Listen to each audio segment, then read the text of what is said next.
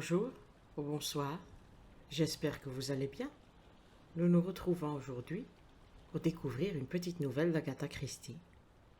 Le titre de cette histoire est Jane recherche une situation. Jane Cleveland feuilleta les pages du Daily Leader et soupira profondément. Elle jeta un regard de dégoût au guéridon de marbre, à l'œuf poché, au toast et au petit pot de thé. Non qu'elle fût sans appétit, elle mourait de faim, et se sentait de taille à avaler 1,5 livre de beefsteak avec des pommes de terre frites et des haricots verts, le tout arrosé d'une boisson plus enivrante que du thé. Mais les jeunes personnes dont les finances sont au plus bas n'ont pas le choix. Jane s'estimait heureuse de pouvoir s'offrir un œuf poché. Le pourrait-elle encore demain? C'était bien improbable. Elle reporta de nouveau son attention sur les pages du Daily Leader. Jane était sans emploi et sa situation devenait embarrassante. Déjà, l'aimable dame qui présidait aux destinées de l'humble pension de famille, où elle avait élu domicile, commençait à la regarder de travers. Et pourtant, se dit-elle, avançant le menton d'un air indigné, ce qui était une habitude chez elle, je suis intelligente, jolie et bien élevée. Que veut-on de plus?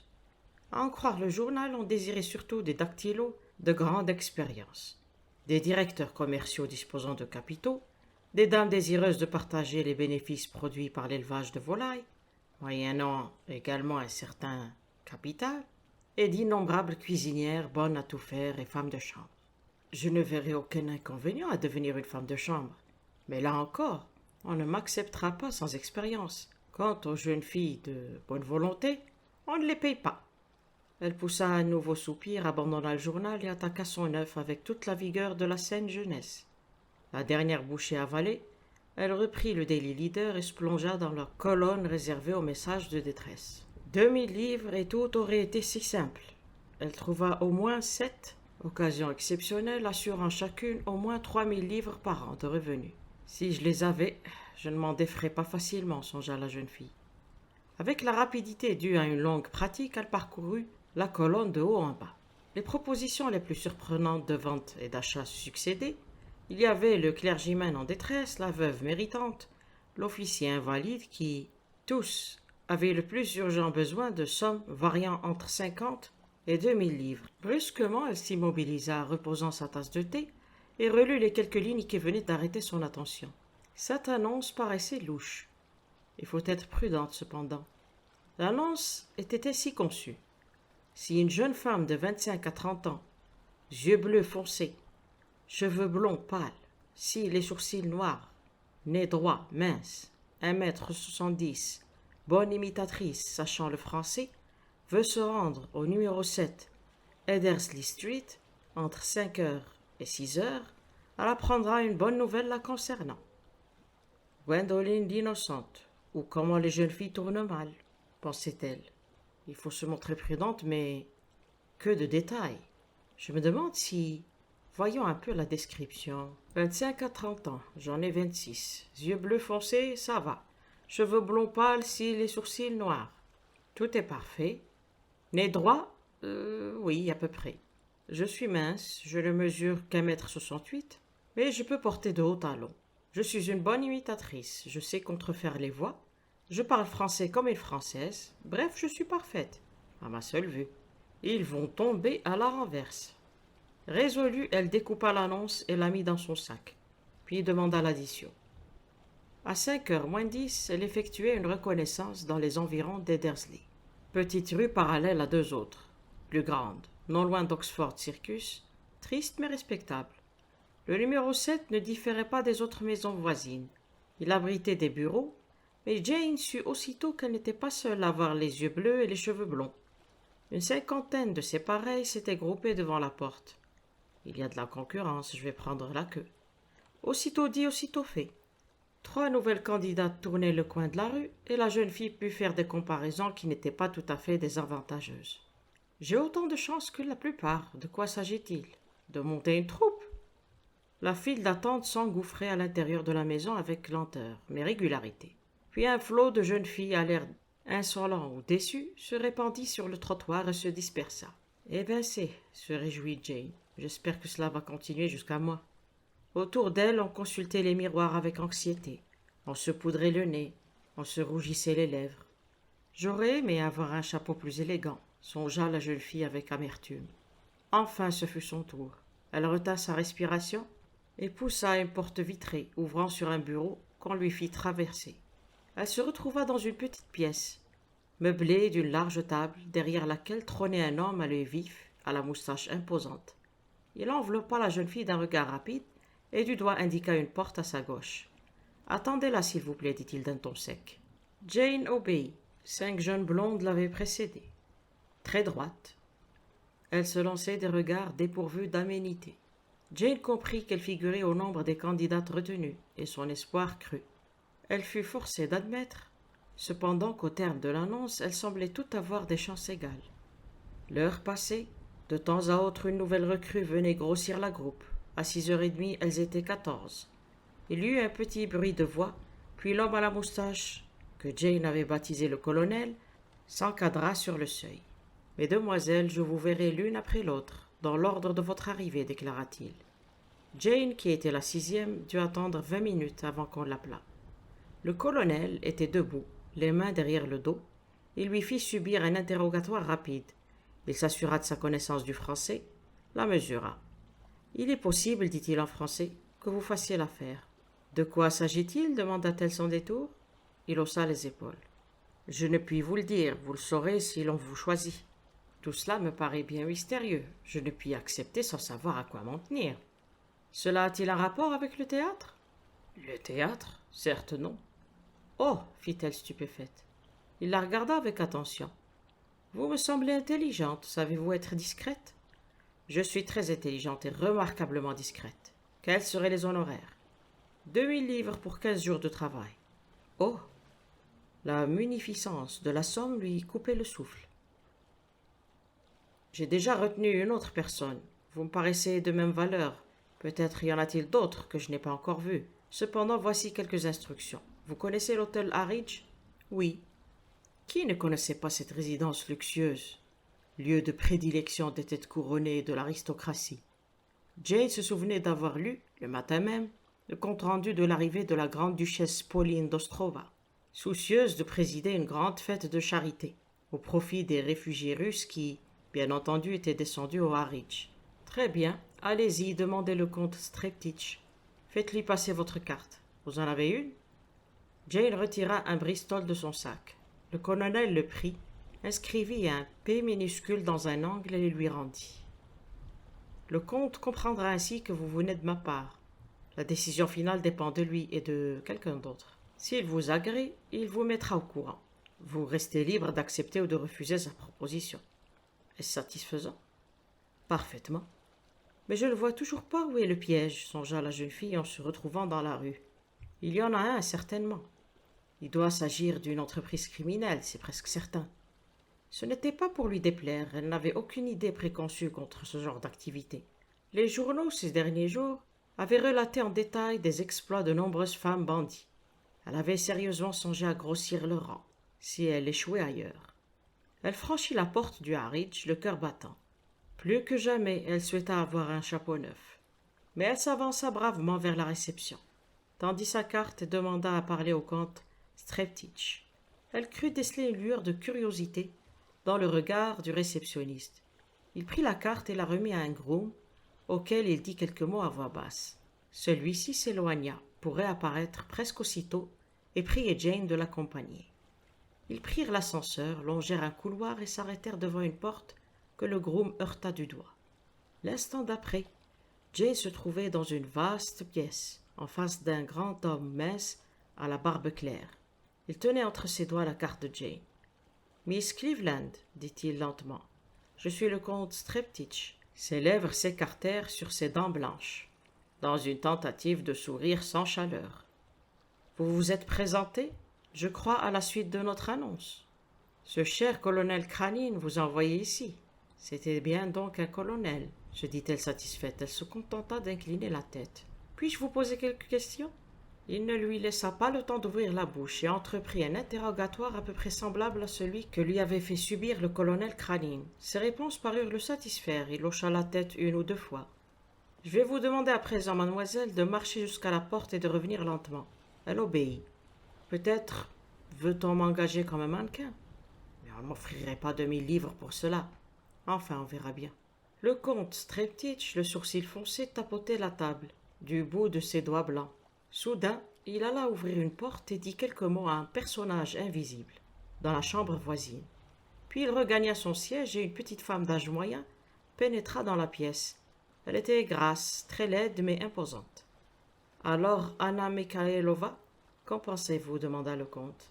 La nouvelle venue examina Jane sans la saluer, comme elle eût fait d'une poupée dans une vitrine. Elle peut faire l'affaire, dit-elle enfin. Il n'y a pas beaucoup de ressemblances vraies, mais la silhouette et la carnation sont bonnes, meilleures que chez les autres. Votre avis, Féodor Alexandrovitch? Je partage le vôtre, Anna Mikhailova.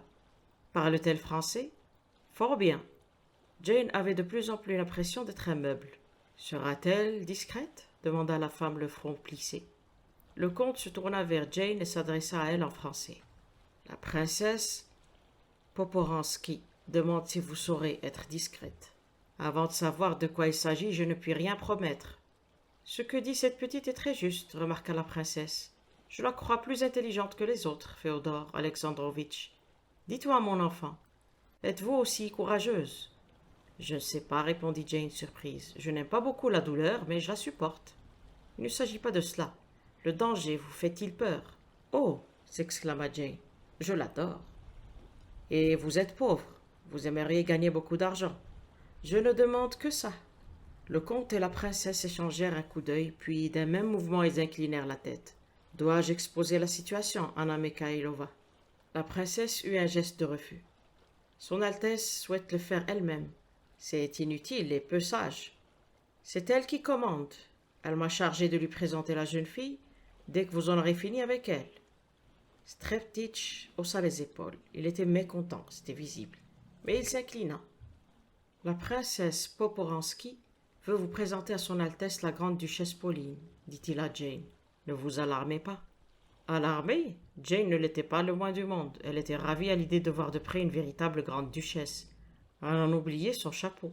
La princesse lui fit signe et elles passèrent dans une sorte d'antichambre. La grosse dame gratta à une porte qu'elle ouvrit après qu'on lui ait crié d'entrer. « Madame, puis-je vous présenter Miss Jane Cleveland » dit-elle d'un ton solennel. Une jeune femme assise dans un vaste fauteuil se leva d'un bond et s'avança vivement. Elle regarda fixement Jane pendant quelques secondes.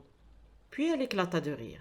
« Mais c'est merveilleux, Anna » s'écria-t-elle. « Jamais je n'aurais cru que vous réussiriez aussi bien. Venez, mettons-nous côte à côte. » Elle s'empara du bras de Jane et l'entraîna devant un haut miroir. « Vous voyez » s'exclama-t-elle enthousiasmée. « La ressemblance est parfaite. » Jane commençait à comprendre. Elle avait peut-être 1 an ou 2 de plus que la duchesse, mais elle avait la même nuance de cheveux, la même silhouette. La grande duchesse battit des mains. C'était, semble-t-il, une jeune femme de caractère aimable. « C'est parfait. Vous pouvez féliciter Féodor Alexandrovitch de ma part, Anna. Il a bien travaillé. » « Cette jeune fille ne sait pas encore de quoi il s'agit, madame, murmura la princesse. « C'est vrai, remarqua la grande duchesse, retrouvant son calme. J'oubliais. Bon, je vais le lui exposer. Laissez-nous, Anna. » « Mais madame, j'ai dit laissez-nous. » Elle frappa du pied mécontente. Anna Mikhailova quitta la pièce de fort mauvaise grâce. La grande duchesse s'assit et fit signe à Jane de l'imiter. Ces vieilles femmes sont fatigantes, mais il faut bien les supporter. Anna Mikhailova vaut mieux que la plupart. À présent, mademoiselle, ah oui, Jane Cleveland, j'aime ce nom. Vous aussi, vous m'êtes sympathique, je vais vous expliquer, ce ne sera pas long. Vous connaissez l'histoire d'Ostrova? Ma famille est pratiquement anéantie, massacrée par les communistes. Je suis la dernière descendante de la lignée. Comme femme, je ne puis prétendre au trône. On devrait donc me laisser en paix, mais non. Où que j'aille, on tente de m'assassiner. C'est ridicule, n'est-ce pas? Ces brutes imbibées de vodka n'ont aucun sens de la mesure. En effet, dit Jane pour marquer son intérêt. Je passe le plus clair de mes jours dans des endroits discrets où je puis prendre des précautions. Mais de temps à autre, il me faut participer à des cérémonies publiques. Pendant mon séjour ici, par exemple, j'aurai assumé des fonctions semi-officielles.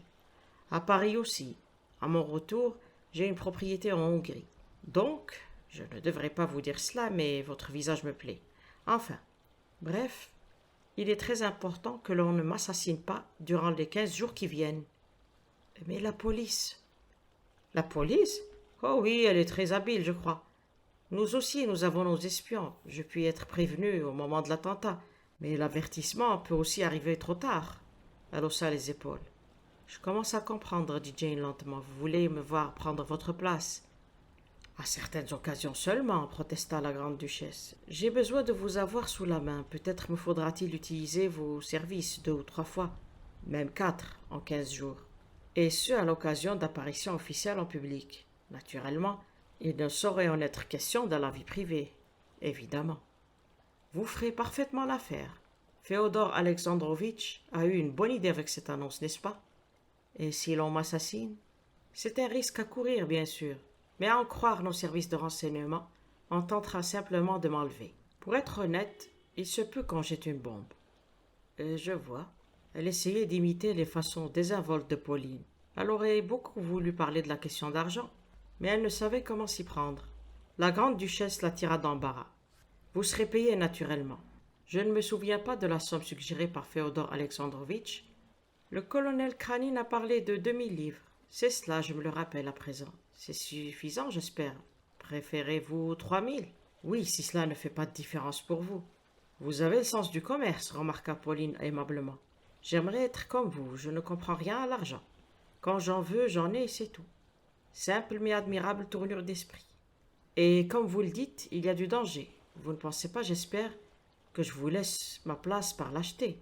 Pour Ostrova, je dois me marier et avoir au moins 2 fils, c'est très important. Ce qui pourra m'arriver après ne compte pas. Je comprends. Et vous acceptez? Oui, répondit la jeune fille résolue. Pauline frappa plusieurs fois dans ses mains. La princesse Poporansky apparut aussitôt. Je l'ai mise au courant, Anna. Elle fera tout ce que nous voulons et recevra 3000 livres. Dites à Féodor d'en prendre note. Elle me ressemble beaucoup, n'est-ce pas? En plus jolie. La princesse sortit de la pièce et réapparut en compagnie du comte Streptitch. Nous avons tout arrangé, Féodor Alexandrovitch. Il s'inclina. Saura-t-elle tenir son rôle? Je me le demande, dit-il en regardant Jane. Vous allez voir. Vous permettez, madame? La grande-duchesse acquiesça avec empressement. Jane se leva. Mais c'est merveilleux, Anna, déclara-t-elle. Jamais je n'aurais cru que vous réussiriez si bien. Venez, mettons-nous côte à côte. Et comme Pauline l'avait fait tout à l'heure, elle entraîna celle-ci devant la glace. Vous voyez, la ressemblance est parfaite. Paroles, manières, gestes, tout était imité avec art. La princesse hocha la tête et émit un grognement de satisfaction. C'est très bien, dit la grande-duchesse. Cela abusera tout le monde. Vous êtes très habile. Je serais incapable d'imiter quelqu'un même pour sauver ma vie. Anna s'occupera des détails avec vous. Emmenez-la dans ma chambre, Anna, et essayez-lui quelques-unes de mes robes. Elle les congédia gentiment d'un geste et la princesse Poporansky entraîna Jane. Voici ce que son Altesse portera pour inaugurer la vente de charité, expliqua la grosse dame en montrant une audacieuse création noire et blanche. Cette fête aura lieu dans 3 jours.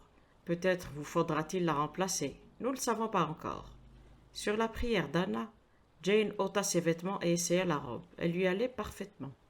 C'est fort bien. Un peu long, peut-être. Son Altesse est plus grande que vous. Le remède est simple. La grande-duchesse ne porte pas de talons. Je peux mettre le même genre de chaussures qu'elle, mais avec un talon. Anna Mikhailova lui montra les escarpins que Pauline avait l'habitude de porter avec cette toilette. Jane les étudia pour pouvoir en acheter de semblables. Pour bien faire, il vous faudrait avoir une robe de nuances et d'étoffes différentes de celle de la grande-duchesse, dit Anna. Si vous devez prendre sa place à un moment donné, la substitution sera moins apparente. Jane réfléchit une minute. Que diriez-vous d'un ensemble en jersey rouge? Et peut-être des lunettes sans monture. Cela modifie beaucoup l'aspect du visage. Ces 2 suggestions furent approuvées. Jane quitta l'hôtel avec 100 livres dans son sac, des instructions relatives à des différents achats, et ordre de prendre une chambre à l'hôtel Blitz, sous le nom de Miss Montessor de New York. Le surlendemain, elle reçut la visite du comte Streptitch. « Quelle transformation !» dit-il en s'inclinant. Jane lui fit une petite révérence ironique. Ses nouveaux vêtements et sa vie luxueuse lui plaisaient beaucoup.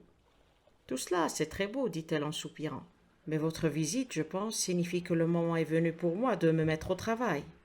C'est exact, nous avons reçu des renseignements On tentera probablement d'enlever son Altesse à son retour de la vente de charité. Celle-ci a lieu, vous le savez, à Orion House, à une dizaine de kilomètres de Londres. Son Altesse sera forcée de paraître car la comtesse Dorchester, qui paraît la fête, la connaît personnellement. Mais pour la suite, j'ai pensé à ceci. Jane l'écouta avec attention, posa quelques questions et finalement déclara avoir parfaitement compris le rôle qu'elle avait à jouer. Le lendemain, le soleil brillait de tous ses feux, comme on ne saurait compter sur la clémence du temps en Angleterre. La vente de charité eut lieu dans les salons d'Orion House, propriété depuis 5 siècles des comtes Dorchester. Les lots étaient variés et souvent somptueux. 100 femmes de la haute société avaient eu la charmante idée de donner chacune une perle de leur propre collier. Elles devaient être mises aux enchères. On comptait aussi des attractions de toutes sortes. Jane arriva de bonne heure. Elle portait une robe rouge et un petit chapeau de même couleur, des chaussures en lézard à hauts talons. L'apparition de la grande duchesse Pauline fit sensation. Une petite fille lui offrit des roses. Elle fit un discours charmant et bref. Le comte Streptitch et la princesse Poporansky l'accompagnaient. Elle avait mis la robe blanche et noire que Jane avait vue et une petite cloche noire ornée d'une aigrette blanche retombant sur la voilette qui lui couvrait à demi le visage. Jane ne put s'empêcher de sourire. La grande duchesse visita des étalages divers, procéda à quelques achats, sans se départir de sa grâce. Puis elle se prépara à prendre congé. Jane entra alors en scène. Elle aborda la princesse Poporansky, la priant de la présenter à la grande duchesse. « Oh, mais parfaitement, dit Pauline d'une voix claire. Miss Montessor, je me souviens de ce nom. C'est une journaliste américaine, je crois. Elle a beaucoup aidé notre cause. Je serai heureuse de lui accorder une interview. Y a-t-il un endroit où l'on ne nous dérangera pas ?» On s'empressa de mettre une pièce à la disposition de la grande duchesse. Le comte Streptitch fut chargé d'y conduire Miss Montessor. Sa mission accomplie, il se retira et les deux femmes échangèrent leurs vêtements avec l'aide de la princesse. 3 minutes plus tard, la grande duchesse réapparaissait, son bouquet de roses à la hauteur de son visage. Elle adressa en français quelques mots d'adieu à Lady Anchester et gagna sa voiture qui l'attendait. La princesse Poporansky monta à côté d'elle et l'auto démarra. « Voilà, dit Jane, je me demande comment Miss Montessor pourra sortir. Personne ne fera attention à elle. C'est vrai. J'ai bien tenu mon rôle, n'est-ce pas? Avec beaucoup de finesse, oui. Pourquoi le comte n'est-il pas avec nous? Il a été forcé de rester, il faut veiller sur son Altesse. J'espère qu'on ne lui jettera pas de bombes. Tiens, pourquoi quitte-t-on la grande route? » Dans un crissement de pneus malmenés, la voiture s'engageait sur un chemin de traverse. Jane protesta auprès du chauffeur qui se contenta de rire et d'accélérer. « Vos espions avaient raison, dit-elle. Enfin, plus longtemps nous tiendrons, mieux cela vaudra pour la grande duchesse. Laissons-lui le temps de regagner Londres. » La perspective du danger ravissait la jeune fille. L'idée d'une bombe ne l'avait nullement enthousiasmée, mais ce genre d'aventure plaisait à son esprit sportif. Brusquement, la voiture s'arrêta. Un homme sauta sur le marchepied. Il tenait un revolver à la main. « Haut les mains !» La princesse obéit docile, mais Jane se contenta de le regarder avec dédain. « Demandez-lui la signification de cet outrage, dit-elle en français à sa compagne. » Mais le bandit ne lui laissa pas le temps d'ouvrir la bouche et la noya sous un flot de paroles dans une langue étrangère. Ne comprenant pas un mot, Jane haussa les épaules. Le chauffeur avait rejoint l'autre homme. « Votre grandeur consentirait-elle à descendre » dit-il avec un sourire sardonique. Jane sortit de la voiture, son bouquet à hauteur de visage. La princesse la suivit. « Votre grandeur veut-elle venir par ici ?» Sans relever les façons insolentes du chauffeur, Jane se dirigea vers une maison basse située à une centaine de mètres de l'endroit où la voiture s'était arrêtée. L'homme armé suivait de près les deux femmes. Ils gravirent un perron et on les fit pénétrer dans une pièce meublée, en tout et pour tout, d'une table et de 2 chaises. L'homme au pistolet claqua la porte et ferma à clé. Jane jeta un coup d'œil à la fenêtre. Évidemment, je pourrais sauter, mais je n'irai pas bien loin. Le mieux est d'attendre. Je me demande si on nous apportera quelque chose à manger. Sa curiosité fut satisfaite une demi-heure plus tard. On posa devant elle un grand bol de soupe fumante et 2 morceaux de pain sec. « Les aristocrates n'ont pas droit au luxe, à ce qu'il paraît, dit-elle quand la porte fut refermée. Laquelle de nous commence, vous ou moi ? La princesse Poporansky parut horrifiée. « Comment pourrais-je manger? Qui sait quel danger affronte ma maîtresse à l'heure actuelle? »« Elle se porte très bien, répliqua Jane. Mon sort me préoccupe davantage. Ces gens ne seront pas du tout satisfaits quand ils s'apercevront de leur erreur. Ce sera peut-être très désagréable. Je joue le jeu le plus longtemps possible et je déguerpis à la première occasion. » La princesse ne répondit pas. Jane, qui avait faim, mangea toute la soupe. Elle avait un drôle de goût, mais elle était chaude. La princesse versait des larmes silencieuses. Jane, qui se sentait la tête lourde, s'installa de son mieux sur sa chaise, puis elle s'endormit. Elle s'éveilla en sursaut. Elle avait dû dormir fort longtemps. Elle avait très mal à la tête. Brusquement, elle fit une découverte qui la stupéfia. Elle portait la robe en jersey rouge. Elle se redressa, regarda autour d'elle. Elle se trouvait toujours dans la pièce de la maison abandonnée. Mais la princesse Poporansky avait disparu. Je n'ai pas rêvé, sans quoi je ne serais pas ici. Un coup d'œil à l'extérieur révéla un autre détail d'importance. Quand elle avait perdu connaissance, le soleil éclairait la fenêtre. À présent, la maison étendait son ombre sur le sentier. Cette bâtisse donne à l'ouest, se dit la jeune fille. Je me suis endormie dans l'après-midi, mais c'est le matin. La soupe devait être droguée. Puis, oh, je ne sais pas, tout cela est bien étrange. Elle traversa la pièce, tourna la poignée de porte. Celle-ci s'ouvrit. Elle entreprit de visiter la maison, elle était vide et silencieuse. Sa tête douloureuse entre ses mains, elle s'efforça de réfléchir. Puis elle remarqua un journal froissé jeté devant le seuil. Une énorme manchette lui sauta aux yeux. Une femme gangster américaine en Angleterre, la femme à la robe rouge sensationnelle hold-up à la vente de charité d'Orion House. Assise sur une marche, Jane lut l'article avec stupeur. Peu après le départ de la grande-duchesse Pauline, 3 hommes et une jeune fille en robe rouge, armés de revolvers, avaient tenu la foule en respect. Ils s'étaient emparés des 100 perles et avaient pris la fuite dans une voiture de course. On n'avait pas encore retrouvé leurs traces, comme le précisait une dépêche de dernière minute. La femme gangster en robe rouge était descendue à l'hôtel Blitz sous le nom de Montessor de New York. « Je suis dans le bain. Je me doutais qu'il y avait un piège, » murmura Jane. Soudain, un bruit étrange la fit sursauter. Une voix d'homme répétant toujours le même juron. « Beau sang de beau sang. » Cela exprimait tellement ses propres sentiments que Jane descendit les marches en courant. Un jeune homme couché par terre essayait de se relever. Jamais Jane n'avait vu un visage plus charmant. Il était couvert de taches de rousseur et plutôt railleur. « Bon sang, ma tête, bon sang. » Il s'interrompit à la vue de Jane. « Je dois rêver, acheva-t-il d'une voix faible. « Je le croyais aussi, répondit Jane, mais non. Qu'est-il arrivé à votre tête? » Quelqu'un a cogné dessus. Heureusement, elle est dure. Il réussit à s'asseoir et fit la grimace. Mon cerveau ne va pas tarder à fonctionner. Je suis toujours au même endroit, je le vois. Comment êtes-vous arrivé ici? C'est une longue histoire. Au fait, vous n'êtes pas la grande duchesse machin? Non, je m'appelle simplement Jane Cleveland. Simplement. C'est une façon de parler, dit le jeune homme avec un regard admiratif. Jane rougit. Je vais essayer de vous trouver un peu d'eau, dit-elle gênée. C'est la coutume, je crois, mais je préférerais du whisky. Malgré toutes ses recherches, Jane ne put en trouver. Le jeune homme but une longue gorgée d'eau et déclara se sentir mieux. Dois-je vous conter mes aventures ou préférez-vous raconter les vôtres? Vous d'abord. Ce n'est pas grand-chose. J'ai remarqué l'arrivée de la grande-duchesse à la vente. Elle avait des chaussures plates et je l'ai vue repartir monter avec des talons hauts. J'ai trouvé cela plutôt étrange, je n'aime pas ce que je comprends pas. J'ai suivi la voiture sur ma moto et je vous ai vu entrer dans cette maison. 10 minutes plus tard environ, une voiture de course a fait son apparition. 3 hommes et une femme en rouge l'occupaient. La femme portait des chaussures plates.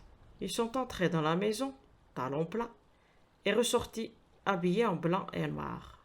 Elle a grimpé dans la première voiture accompagnée d'une femme d'un certain âge et d'un grand type à la barbe blonde. Les autres se sont tirés dans l'auto de course. Je croyais la maison vide, et je cherchais à passer par une fenêtre pour vous délivrer, quand quelqu'un m'a assommé par derrière, c'est tout. À votre tour. Jane lui fit le récit de ses exploits. C'est une chance inouïe que vous m'ayez suivi. Imaginez un peu dans quel pétrin je me trouverais autrement. La grande-duchesse aurait eu un alibi parfait. Elle a quitté la vente avant le hold-up et regagné Londres dans sa voiture. Qui aurait cru à mon histoire invraisemblable? Personne, dit le jeune homme avec conviction. Il s'était tellement absorbé dans le récit de leurs aventures qu'il n'avait pas remarqué un homme de haute taille appuyés au mur de la maison. Il leur fit un petit signe amical. « Très intéressant, dit-il. Qui êtes-vous » s'écria Jane. « Détective inspecteur Farrell, dit-il doucement. Votre histoire m'a beaucoup plu, à part un détail ou deux, nous aurions pu avoir du mal à vous croire. Par exemple, la véritable grande-duchesse, nous l'avons appris ce matin, s'est fait enlever par son chauffeur à Paris. Oh! Et nous connaissions l'arrivée de l'américaine en Angleterre. Nous nous attendions à une histoire de ce genre. Nous lui mettrons la main dessus très vite, je puis vous le promettre. Excusez-moi une minute, s'il vous plaît. Il gravit le perron 4 à 4 et pénétra dans la maison. Eh bien, par exemple, Jane se tourna vers le jeune homme. Vous êtes un bon observateur pour avoir remarqué les chaussures. C'est tout naturel, j'ai été élevé avec elles. Mon père est une sorte de roi du soulier. Il voudrait me voir prendre sa suite, me marier et m'établir. Pour le principe, moi je voulais être artiste. Il poussa un profond soupir. Comme je vous comprends. J'ai essayé pendant 6 ans en vain. Je n'ai aucun talent. Je vais laisser tomber tout ça et rentrer à la maison, en enfant prodigue. Une bonne situation m'y attend. L'essentiel, c'est d'avoir du travail. Pourriez-vous m'aider à trouver une place dans un magasin de chaussures? J'ai mieux à vous offrir si vous acceptez. Quoi? Je vous le dirai plus tard. Jusqu'à hier, je n'avais jamais rencontré une jeune fille qui me plut vraiment. Hier? À la vente. Je l'ai vue. Elle, l'unique. Il regardait Jane de façon très éloquente. Ces delphiniums sont ravissants, dit-elle, les joues brûlantes. Ce sont des lupins, rectifia le jeune homme. Cela n'a aucune importance. Non, en effet, admit-il. Et il se rapprocha de Jane. Fin. J'espère que l'histoire vous a plu. On se retrouve très bientôt pour une prochaine. Prenez soin de vous. Au revoir et merci.